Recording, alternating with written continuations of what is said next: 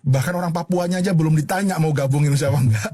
Papuanya udah dijual sama rezim Soeharto ketika itu ke Freeport, gitu, ke Amerika. Karena memang itu bagian dari New York Agreement sebenarnya. Bagian, jadi Amerika akan dukung Indonesia untuk ngamanin Papua. Kan bagi Amerika satu yang penting Indonesia nggak di bawah pengaruh Soviet. Konteks perang dingin Mas Bebe. Yang kedua dapat Freeport gitu. Jadi Indonesia didukung oleh Amerika untuk menguasai Papua. Iya. Saya tadinya mengira 67 itu Freeport masuk ke sana. Papua sudah di Indonesia. Papua sudah di Indonesia. Belum 2 tahun. Jadi ilegal. Jadi Indonesia itu menjual tanah orang kira-kira. Iya. Ngontrakin rumah orang.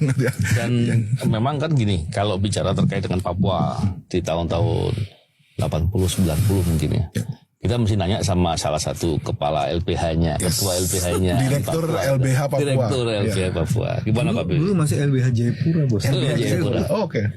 Gimana Pak Bill? Jadi kalau kita melihat bagaimana permasalahan Papua di era-era tahun itu.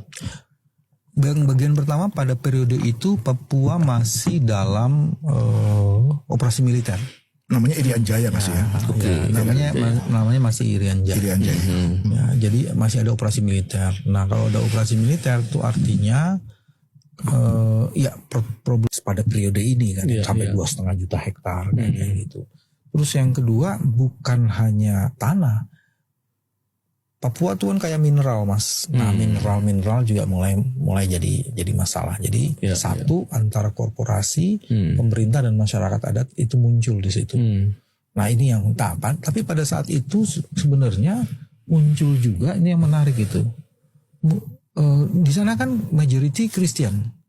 Nah, di situ kemudian gereja itu kan ada teman-teman dari Katolik, ada dari Protestan. Itu kan gerejanya memang mendapatkan dukungan luar biasa dari bagian gereja lain di dunia.